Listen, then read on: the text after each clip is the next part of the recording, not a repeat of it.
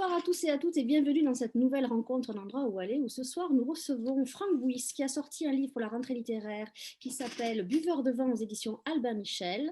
Pour l'interroger, nous avons Nathalie Pelleté de la librairie Doucet au Mans et nous avons aussi 3 librairies partenaires ce soir, Les Cocottes Rousses à Lyon, Petite Histoire entre amis à Chenevière-sur-Marne et la librairie Gutenberg à ici les Moulineaux. Je rappelle à nos amis qui peuvent poser des questions à Franck par mon intermédiaire en utilisant le petit bouton converser et je me ferai un plaisir de venir les poser à la fin de la rencontre. Franck, Nathalie, je vous souhaite une belle rencontre et je vous dis à tout à l'heure. Merci. Merci. Alors, on commence. Bonsoir Franck, bonsoir à tous. C'est toujours un peu difficile de commencer. Alors, tu reviens avec un roman dans cette rentrée littéraire. C'est ton, alors je ne saurais plus très bien dire, 6, 7, 8e roman? Je ne sais plus. Ah, d'accord, ok. Non, il paraît que c'est le 9e. 9e, d'accord, ok. Qui est déjà classé dans le palmarès numéro 1 des ventes auprès des libraires, qui est déjà un gros succès commercial. Je voudrais que tu nous racontes un petit peu le pitch, en fait, que tu nous fasses un peu le pitch de ce roman pour commencer. Ce que toi, tu aurais à en dire, si tu devais le résumer. Bonsoir à toutes et à tous, d'abord. Il n'y a rien de pire que d'essayer de résumer. C'est pas moi qui vais faire tout le boulot. Hein. Ouais. Alors bon, tout démarre en fait par cette fratrie, Luc, Marc, Mathieu et Mabel, 4 gamins qui ont pour rituel après l'école de se suspendre à un viaduc par des cordes et d'attendre l'arrivée du train pour sentir les vibrations. Et une manière un peu de souder ce lien indéfectible qui les suivra tout au long de l'histoire et on peut imaginer au-delà.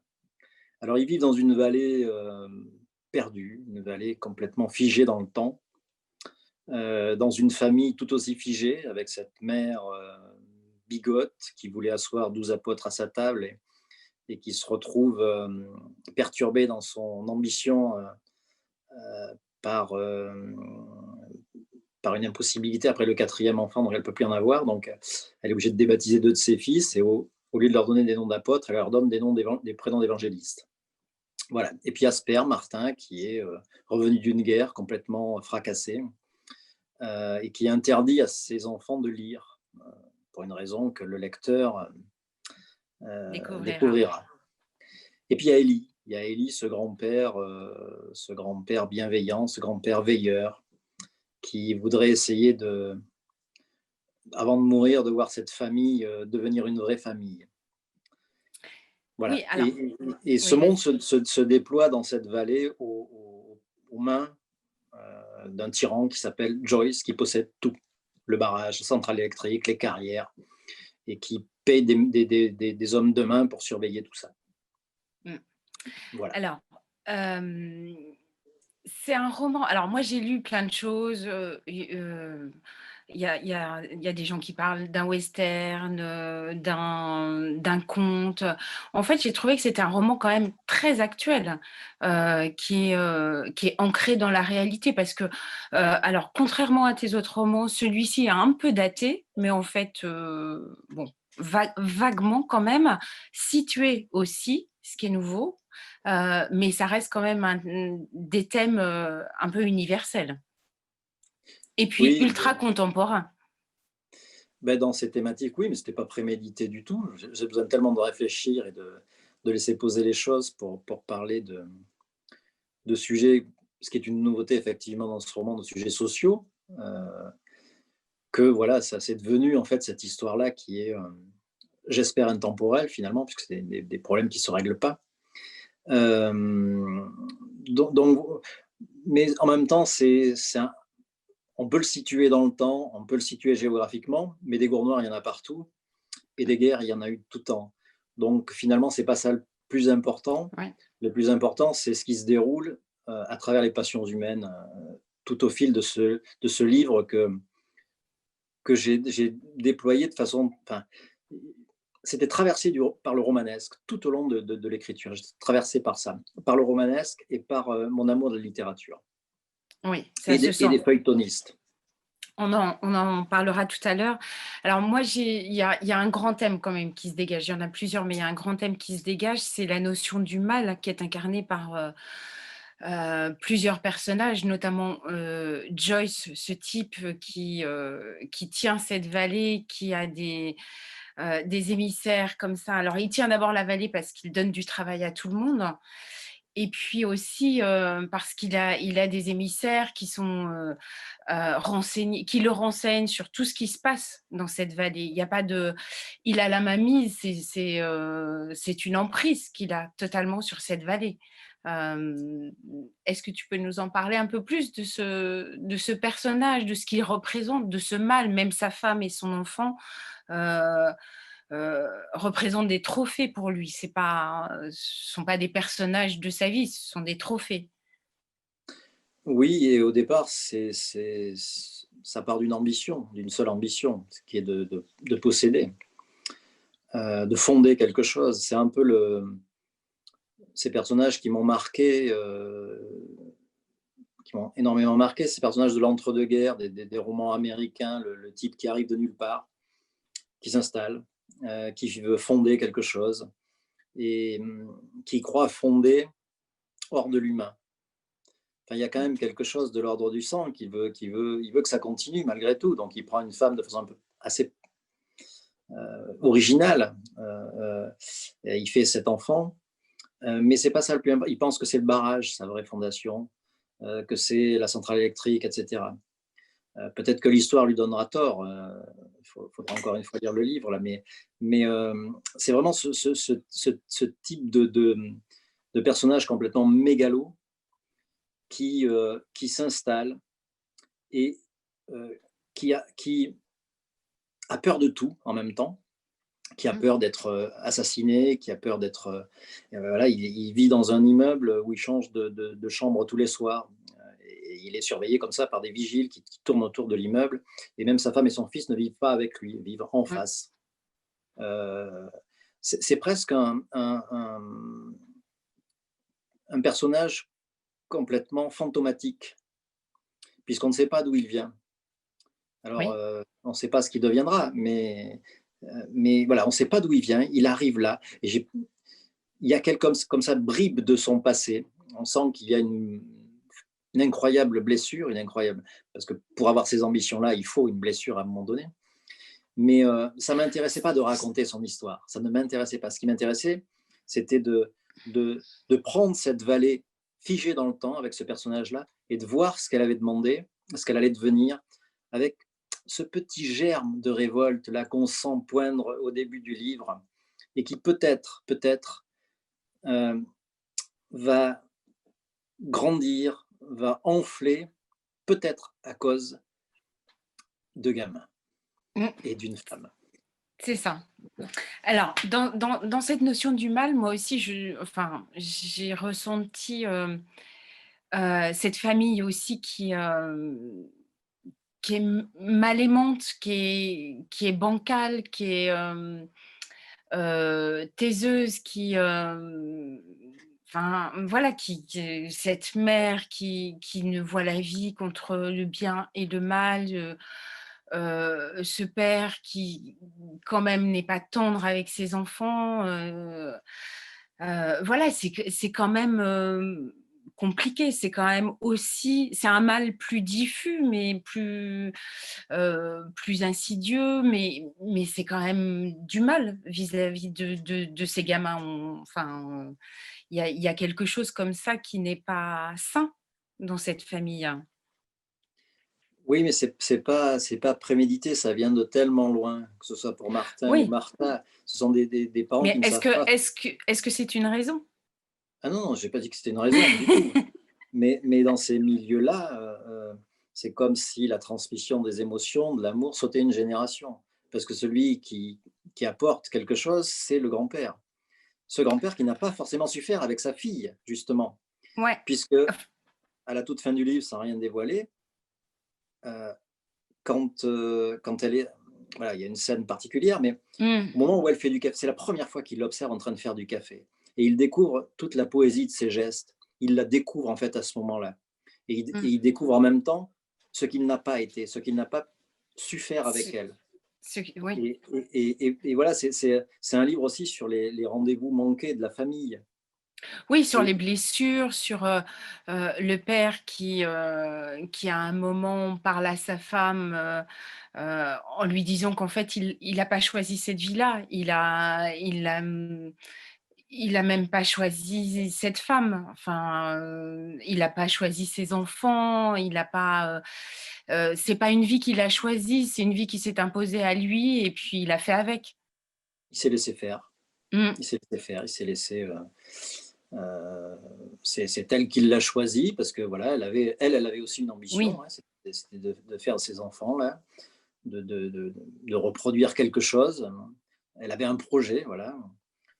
Lui, il avait aucun projet. Il avait aucun projet que d'à peine survivre après cette guerre-là dont il revenait. Mmh. C'est une espèce d'ectoplasme comme ça qui se promenait depuis la maison jusqu'à la centrale où il travaillait, sans aucune ambition. Cet homme n'avait aucune ambition. Et, Oui et oh, vas-y. et peut-être que ça va changer, peut-être que ça peut changer à un moment donné, parce qu'il y a des hommes qui se Oui, parce révèlent qu'il y a malgré tout.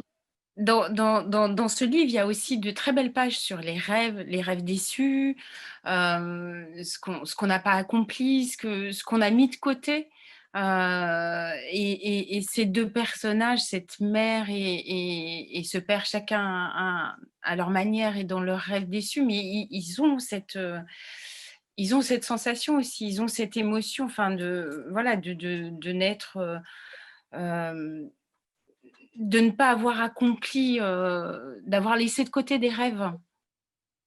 Oui, ben, il y a tout un pan de leur vie qui est étouffé à un moment donné par cette espèce de vie comme ça, quoi, de journée qui en pousse une autre, etc. Puis à un moment donné, euh, les gens, par des événements, peuvent se révéler. C'est vraiment aussi une des thématiques de ce livre-là. Ça peut être un événement, ça peut être une rencontre. C'est un événement pour Martha, c'est une rencontre pour Martin. Mmh. La rencontre pour Martin de Gobbo, cet ancien marin, qui le prend à partie dans ce bar qui s'appelle l'Amiral, et qui se met à lui parler alors qu'il ne veut pas qu'on lui parle. Et Gobbo va révéler quelque chose de lui, il va lutter contre ça, mais 3 points de suspension. Mmh. Mais il va révéler, on en parlera tout à l'heure, mais il va révéler aussi, c'est un peu comme si toute cette vallée, elle avait mis ses rêves sous cloche aussi, hein, c'est il y a pas que cette famille, il y a aussi toute cette vallée qui vit sous le joug de ce Joyce, omniprésent, qui agit comme un tyran, en fait. Ils ont un peu tous, voilà, moi c'est l'impression que j'ai eue, c'est de vivre une vie qui n'est pas la leur et d'avoir enterré leurs rêves, quoi. Mais oui, le prologue raconte ça justement, que c'est toute la population de cette vallée qui est à l'image de la statue du général figé comme ça dans Mmh, sa charge héroïque. Euh, euh, voilà, il y a quelque chose de... On sent qu'il y a des velléités potentielles, mais tout le monde les étouffe parce que d'abord, Joyce a des espions à sa solde aux carrières, dans le bar, qui écoutent les conversations, etc. Donc là, il étouffe tout ça, mais, euh, mais en même temps, c'est quelque chose d'accepté, comme une espèce de quelque chose qui ne ouais, doit pas changer, mmh, comme dans les milieux ruraux, la plupart du temps aussi, voilà, où il ne faut pas que ça change. Il y a cette idée du destin, du c'est destin. ça. Mmh. Du poids des traditions, du Ouais, destin, de c'était comme ça avant et il y a aucune raison que ça change. c'est ça. Heu, alors il y a aussi parce que là on parle de noirceur, il y a des événements qui vont se dérouler dans le livre dont on ne parlera pas parce qu'il faut le dire, mais il y a aussi de la lumière dans ce livre, heureusement, En parlant de et lumière, je vais peut-être allumer la pièce, c'est peut-être un peu sombre. On va faire un truc en Ah direct oui, et peut-être. pas 30 secondes, même non, Vas-y. 10 secondes.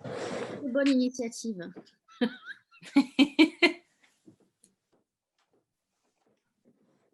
Et Bon, belle voilà, transition de Nathalie. Comment? formidable. Je disais belle transition sur la lumière. Oui.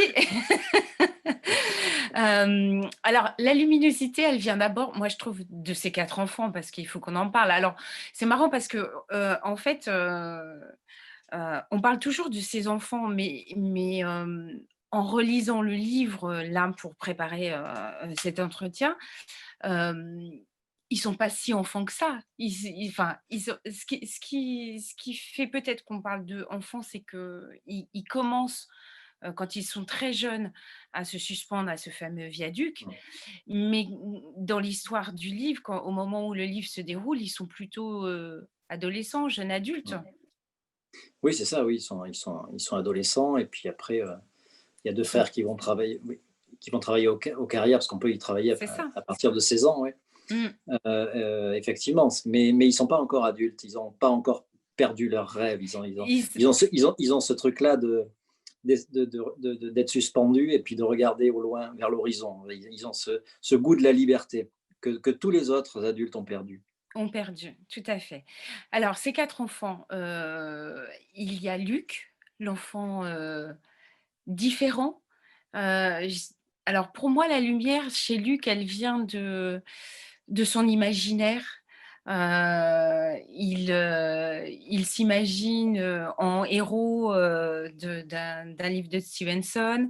Il est, enfin moi j'ai trouvé parce que, hem on dit que enfin, dans le livre, dans l'histoire, il est considéré comme le simplet de la famille. Et en fait, je trouve que hem, c'est dur de dire ça parce que il a un imaginaire débordant, il est plein de vie, il a cette naïveté aussi, qu'ont, les enfants qui n'ont pas conscience, ni du monde extérieur, ni du danger, ni de quoi que ce soit. Son imaginaire, enfin, voilà, il fait rêver, quoi. Il est lumineux. Oui, il a cette naïveté, on pourrait la remplacer le mot par acuité, Ouais. des gens qui n'ont pas de filtre et qui sont capables Mmh. d'analyser une situation de façon brutale et de savoir ce qu'il faut faire, Oui, parce sans qu'il souci, est il est lucide. voilà, sans souci de ce que ça peut produire à côté, des conventions qu'on va bousculer, etc. Il s'en moque complètement. Tout ce qu'il veut, lui, c'est que ses frères et sa sœur soient fiers de lui. Et il Oui. veut, parce que comme eux le protègent, lui aussi, il veut rendre l'appareil. Et finalement, cet enfant, moi, que j'appelle l'éternel enfant, et que sa mère appelle l'enfant incomplet ou l'idiot, etc., parfois, lui, il va justement, par sa compréhension, par son acuité, il va démêler comme ça des situations sans avoir aucune, sans se soucier absolument de notions de morale ou de droit ou de quoi que ce soit. Tout ce qu'il Mmh. veut, voilà, c'est agir pour le bien de ses frères et de sa sœur. Alors Mais après, tu vas il est formidable ce petit Luc, oui, il ah est oui, moi incroyable. je le trouve, Et, et, fantastique. et il y a des moments comme ça aussi, non seulement lumineux, mais burlesques même. Mes Mmh. conversations avec ce grand-père, justement, parce que comme Luc, comme tu l'as dit, en entendant une retransmission de l'île au trésor, il pense qu'il est Jim Hawkins, et ce grand-père à qui on a coupé une jambe, il est persuadé que c'est la réincarnation de Long John Silver.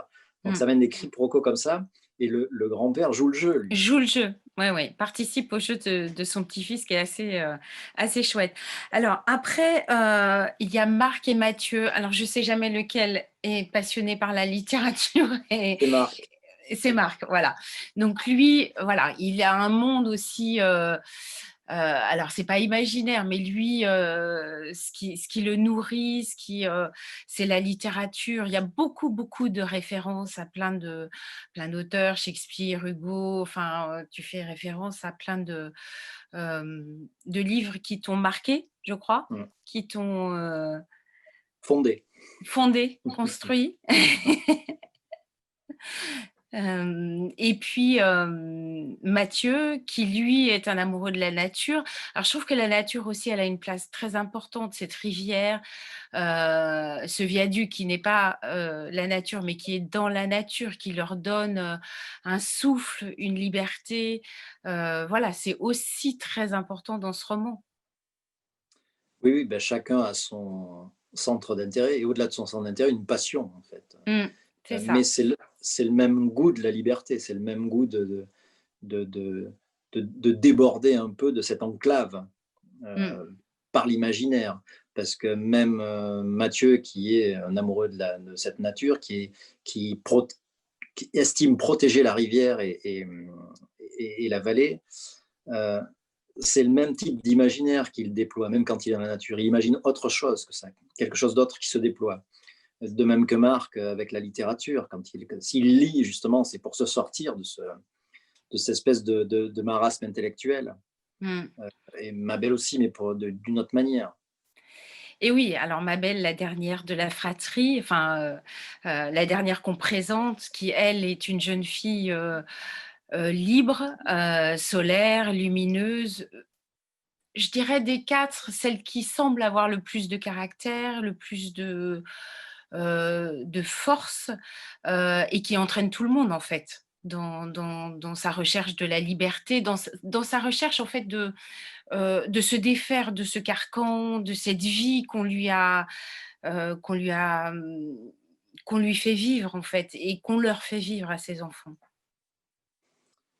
Oui, ben ça, c'est une constante, c'est une constante humaine. Les femmes ont en général un temps d'avance sur les hommes. Elle, C'est toi qui le dis, hein? elle, elle a compris très vite qu'il fallait partir. Alors, Oui, voilà, elle sait pas comment, elle sait pas quand, mais voilà, elle sait que, et parce elle a déjà expérimenté beaucoup de choses que n'ont pas expérimenté ses frères, notamment la sensualité, le sexe, enfin, voilà, plein de choses comme ça. C'est un être comme ça, solaire, effectivement, mais de chair charnelle, qui a envie de sortir un peu de son corps et puis euh, de, parce qu'en plus, c'est une femme, donc dans cette vallée, c'est encore plus compliqué d'être c'est une femme compliqué. qu'un homme. Mmh. C'est beaucoup plus compliqué. Donc, elle n'a pas beaucoup de choix qui se présentent à elle. Euh, mais est-ce que seule, elle pourra s'en sortir? Souvent, il faut un petit ange qui veille aussi, ou un Mmh. petit ange, enfin un ange tout court qui veille. Elle aura peut-être un ange à ses côtés. Elle aura ce grand-père qui va l'aider. Alors moi, je trouve que ce grand-père, au début du roman, il est un peu, il est très observateur. Il fait pas beaucoup pour cette famille, enfin, il observe. C'est vraiment vers la fin du roman où il va quand même, libérer sa petite fille, lui donner des ailes, en fait. Lui Mais permettre de il sait pas mieux faire que les autres. Mais par mmh, contre, lui aussi est très lucide. Il voit ce qui se oui, passe. ouais, Avec ce recul-là d'une génération. Et il supporte pas ça. C'est pour ça qu'il a appelé Mabel, hein, parce que Mabel ne s'appelle oui, Jean au départ. mmh, Et juste pour provoquer sa fille, donc elle est tellement belle qu'il appelle Mabel et ça devient Mabel. Et mmh, ça rend folle de rage sa mère. sa mère. Mmh, Donc voilà, il veut essayer il essaie quand même de provoquer à un moment donné, mais ça marche pas. Euh, Parce qu'il n'a pas forcément les armes, lui non plus. C'est quelqu'un, voilà, c'est un vieil homme seul. C'est un vieil homme oui, seul qui rumine aussi qui rumine ses ses souffrances. fantômes, lui Mmh, aussi, en allant comme ça près de la fontaine tous les jours. Et voilà, bah, il faudra lire le livre aussi ou pas, mais pour découvrir quelles sont ses blessures. Mais voilà, tous ces personnages-là ont des blessures, mais comme nous mmh, tous, j'imagine. Et qu'est-ce qu'on fait de ça? Est-ce que on les recoue et puis voilà, il se passe plus rien, ou est-ce qu'on les gratte à un moment donné et puis ça révèle quelque chose d'autre? En mmh, l'occurrence, là, des personnages. ouais. Et alors, le dernier personnage qui, moi, m'a paru, enfin, que j'ai beaucoup aimé, c'est Gobo. ce vieux marin, ce vieux loup de mer, avec qui trimballe cette histoire d'amour malheureuse, mais qui est en même temps juste magnifique, et qui arrive.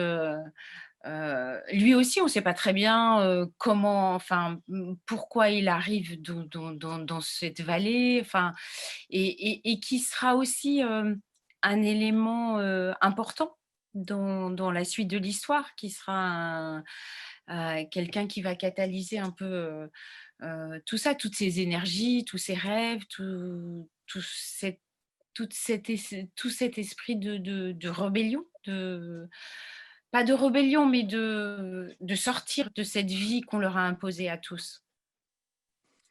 Oui, c'est toujours l'étranger qui bouscule l'ordre établi. Enfin, en général, c'est ce qui se passe. Joyce a bousculé à sa manière l'ordre établi quand il est Mmh. arrivé. Et là, Gogo, c'est ce marin enfin, qui arrête de naviguer à un moment donné, et puis qui se retrouve dans cette vallée avec ses souvenirs, dans sa maison. Il a un rituel tous les soirs. Enfin, bon, je ne vais pas Non. m'étendre dessus, mais il a un rituel assez particulier quand il rentre chez lui. Lui aussi, c'est un être lucide parce que c'est l'étranger, enfin, qui est le mieux à même d'observer ce qui se passe, Oui. vraiment, avec un certain recul. Il n'a aucune envie, lui, d'agir sur les événements. Mais en revanche, il a cette âme comme ça. Je parlais d'ange tout à l'heure, mais il a ce truc-là avec Martin. Martin Mmh. et Mabel. Mabel, quand elle, je ne sais pas si on peut le dire, mais Il a un peut-être. très, il a une discussion avec Martin Ouais. magnifique au sujet de Mabel. Elle est superbe cette page. Ouais. Enfin Ben, voilà. il veut le réveiller. Il veut Oui, réveiller c'est ça. Martin. Il Mmh. veut le Il veut. réveiller. Est-ce qu'il va y arriver? Ouais. Oui, c'est un personnage. Et puis il a ce truc de. Il y a toujours. C'est un livre qui est traversé par mon amour de la littérature. Ça, clairement, Ouais. effectivement. Et ce personnage-là l'incarne Il vraiment. l'incarne particulièrement. Oui. Mmh. Avec ce père qui lui a fait apprendre par cœur le marchand de Venise, d'où son nom, Gobo. Mmh. Et qui amènera une scène assez haute en couleur et assez dramatique aussi, où il récite comme ça des passages en faisant quelque chose d'assez tragique. Mmh. Voilà. Mais il vit, c'est un peu comme quand on vit dans la littérature, il a toujours vécu sur l'eau, il a toujours vécu en dehors des hommes, en dehors de la terre. Et il pensait que la vie, c'était ça, c'était naviguer. Et lorsqu'il se retrouve face à Martin, il s'aperçoit que la plus grande aventure humaine, c'est peut-être la famille. Et lui, Mmh. il le voit. Et il veut euh, euh, amener Martin dans le champ de sa réflexion. Oui, tout à fait. Alors, ce qui est lumineux aussi dans ton livre, c'est aussi ton écriture. Genre, je voudrais qu'on parle un petit peu de ton travail d'écrivain. Moi, je suis à chaque fois bluffée. Alors, en tant que libraire, on lit beaucoup de livres et c'est rare de trouver quelque chose qui vous emporte et par l'histoire et par l'écriture. Et je trouve que, voilà, c'est alors raconte-nous un peu comment tu travailles, parce qu'on imagine bien que derrière tout ça, il y a un travail de fou, d'écriture, je ne sais pas comment tu fais, mais raconte-nous un peu. Explique-nous un petit peu d'où ça Ouais, vient. enfin, moi, enfin, quand je me suis mis à écrire, j'ai toujours eu cette ambition à ma mesure de réconcilier l'histoire, le romanesque, avec une langue, avec une voix particulière. Voilà. Je pense qu'on peut faire les deux. Quand Mmh. on peut s'astreindre à juste une histoire, mais je pense que c'est de la paresse à ce moment-là. Ça ne suffit pas. Enfin, moi, j'estime que ça ne suffit pas. Genre, quand on est lecteur, à un moment donné, on a besoin d'autre chose. Euh, D'autre chose qu'une histoire qu'on va nous raconter. On a besoin d'une musique, d'une voix particulière sur laquelle nos propres émotions vont pouvoir se poser.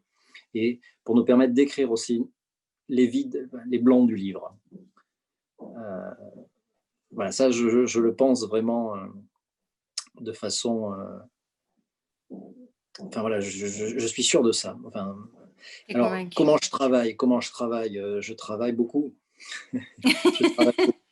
Effectivement, il y a l'histoire comme ça qui se déploie, que je vais retravailler, mais c'est surtout la langue, la musique, le mot à la bonne place, mais pas forcément pour faire joli, mais pour qu'il ne rompe pas cette musique et ce rythme-là que je veux garder de bout en bout et qui, justement, me permet parfois d'oublier le sens au profit de la musique. Des fois, on est emporté par une émotion et on oublie ce qui se passe. C'est comme quand on conduit, à un moment donné, on se rend à un endroit euh, sans savoir comment on y est arrivé. Mais Mm. il s'est passé des choses de l'ordre émotionnel, mais qui n'étaient pas liées à la réalité de conduire. Vous voyez ce que je veux dire? D'accord. C'est-à-dire, Mm. de le cerveau s'évade en fait. Ce truc-là voilà, le souvenir se libère du passé. C'est vraiment sa liberté. Et tout se passe, enfin, tout se transmet par le filtre. Alors il y a une réalité à la base, mais tout se passe à travers le filtre de toutes nos émotions, de nos sentiments, de notre vécu, de nos expériences, de nos lectures, tout ça. Et pour moi, l'art, c'est ça. La création, c'est ça. C'est, voilà, le filtre, ça devient la voix singulière du peintre, du sculpteur, du musicien, De de l'écrivain. l'écrivain, voilà, de tout ce qu'on veut. C'est ça qui est intéressant. C'est pas de peindre à la perfection un paysage qui existe déjà. C'est voilà, Et, qu'est-ce qu'on en fait? et en même temps, c'est ton filtre, et en même temps, le lecteur, quand il lit un de tes romans, il a ses propres filtres et ses propres émotions. Alors, il y a des choses qu'il sent forcément, mais il y a peut-être aussi des interprétations ou des choses qu'il ressent différemment. C'est aussi son filtre à lui et sa Ah, liberté à complètement, lui. mais complètement. C'est Mm, pour ça qu'il y a c'est pour ça que le lecteur participe de l'écriture du livre aussi. mm, Les livres pour lesquels on n'a pas de débat, qui sont consensuels, ne sont pas des livres, des grands livres. mm.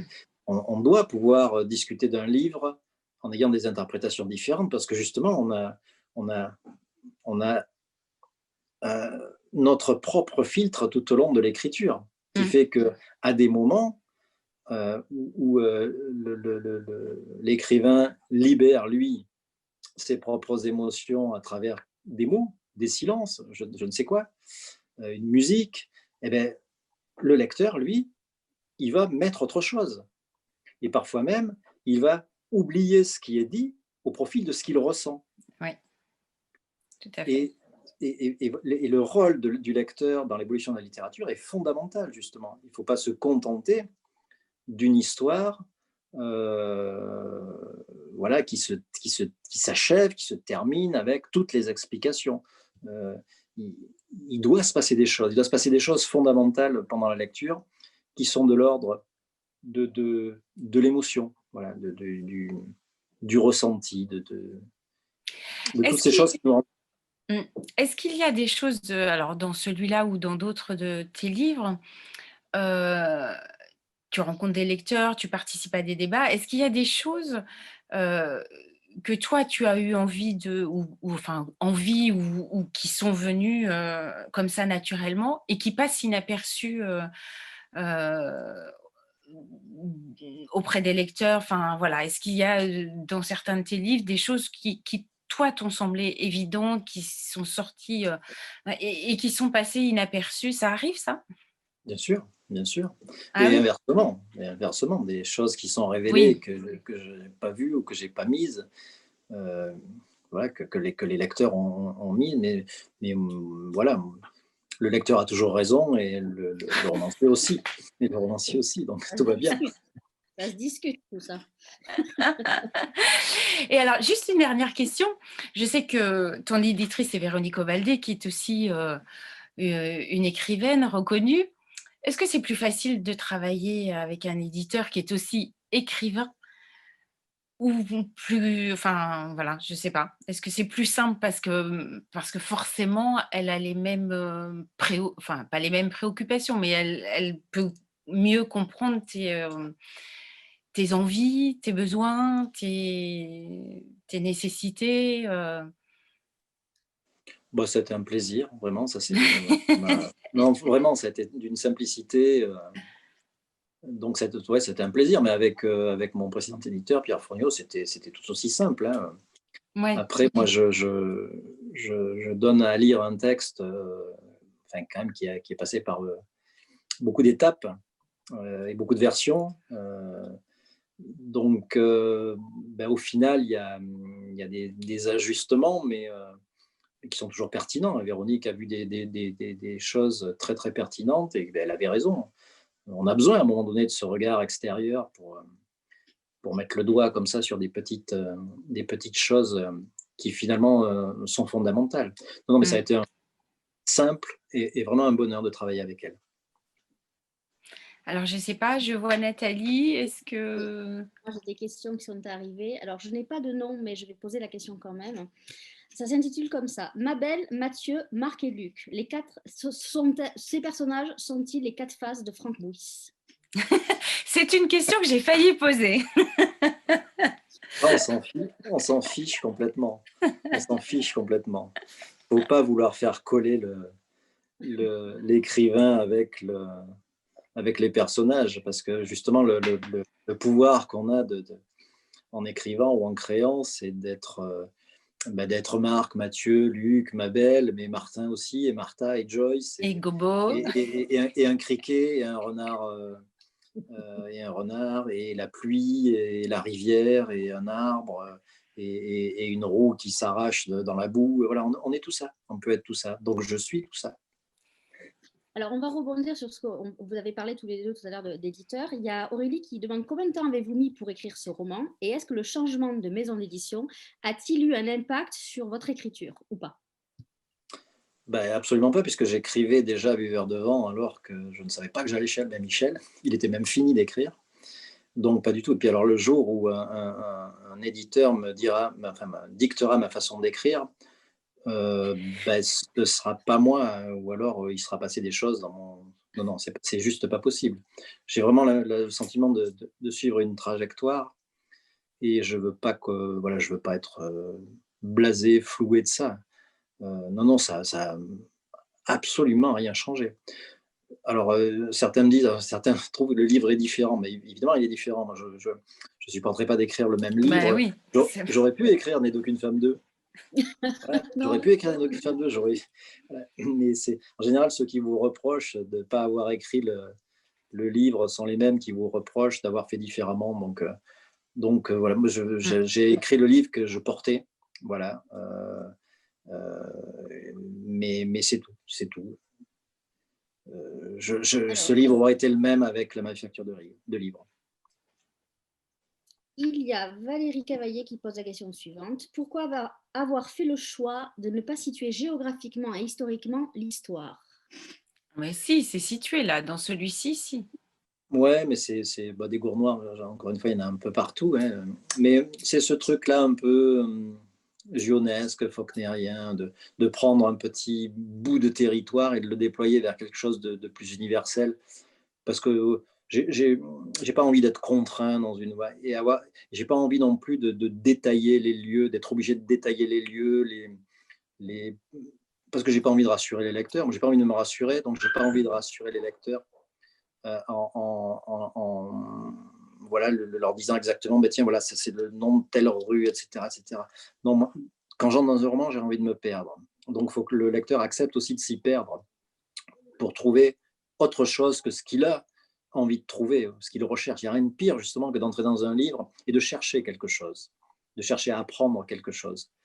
Enfin, je trouve, bon, c'est un peu péremptoire ce que je dis, mais je crois vraiment à ça. C'est des entretiens avec Marguerite Yourcenar qui m'ont conforté là-dedans, voilà, ce truc-là de résister au désir de, de, de, de vouloir découvrir quelque chose de soi.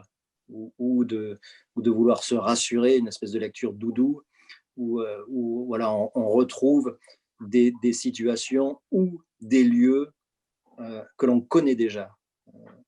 C'est ça peut être comme ça une différence qu'on pourrait faire entre le roman du terroir et puis on ne peut pas dire que Le bruit et la fureur, c'est un roman du terroir. On ne peut pas dire que Les raisins de la colère, c'est un roman du terroir. On ne peut pas dire qu'un roi sans divertissement, c'est un roman du terroir. Voilà, donc voilà, il y a ce truc-là que ça se déploie vers autre chose. C'est-à-dire prendre la littérature par le petit bout de l'entonnoir. Alors moi, j'ai regardé un peu votre parcours.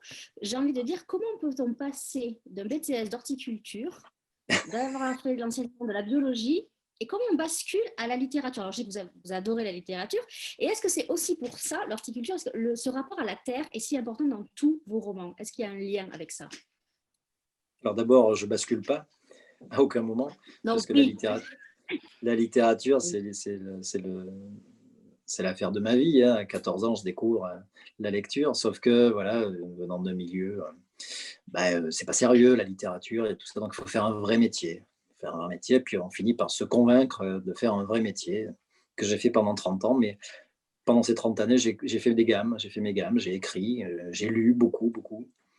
J'aurais pas pu écrire de livre à 20 ans, j'aurais pas pu publier un livre à 20 ans, j'avais pas la matière, j'admire ça quand on est capable de publier un bouquin jeune, avec tout ce qui peut se passer derrière, j'admire ça. Donc voilà, c'était ce truc-là. Donc, et puis à un moment donné, je publie des bouquins, il y en a un qui commence à avoir du succès, etc. Et je finis par quitter ce travail-là. Mais c'est pas un basculement, ça s'est fait progressivement. Mais ce qui n'était pas progressif, c'est que tout le temps, depuis que j'ai 14-15 ans, je lis et j'écris. Et alors, moi, la question, c'est qu'est-ce qui fait la différence entre écrire pour soi, parce que je pense quand on écrit tous les jours, c'est un besoin, et écrire pour soi et que ce soit publié et que ce soit lu par d'autres? Moi, ça a été les amis, enfin un ami en particulier qui trouvait que c'était plutôt bien. Et puis je dois être suffisamment orgueilleux pour imaginer que des gens puissent être intéressés par ce que je lis. Parce que ouais, il faut de l'orgueil, quoi, faut pas se leurrer, quoi. Non, Euh, il faut être un peu sûr de soi, non? non, ah non, non, non, non, non, du tout. Non? Ah non, non, pas du tout, pas du tout. Non, Non, mais l'orgueil, pas sûr de soi, mais sûr de ce qu'on écrit, non, ben non, non, pas du tout. non? Il n'y a rien de pire que. Non, non, non, non, pas du tout, pas du tout. Ce qui vous rend un petit peu. Alors, qu'est-ce qui Comment? donne l'impulsion quand on écrit, comme tu dis, pendant 30 ans pour soi, qu'est-ce qui donne l'impulsion, à part un ami qui te dit c'est super et il faut le Non, faire non, il dit pas c'est publier? super. Il dit pas c'est super. Les amis qui disent c'est super, faut pas les écouter. Non, mais bon, je sais pas ce qu'il t'a dit, mais voilà, enfin, c'est quoi? C'est un besoin? Je sais pas, il Moi, y j'avais a. envie d'écrire. Moi, j'ai toujours eu envie d'écrire. Ça, c'est un truc qui me poursuit depuis que je suis gamin. Mais à un moment donné, on a envie d'être lu. Oui, c'est ça, Passe c'est quelque une chose. envie. Oui, mais quand je parle d'orgueil, c'est quelque chose comme ça.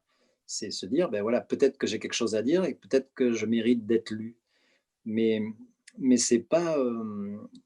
On n'est pas sûr de soi du tout, du tout. À aucun moment, même encore aujourd'hui, je suis à des encablures d'être sûr de moi. Je vis dans le doute en permanence quand j'écris, mais en permanence.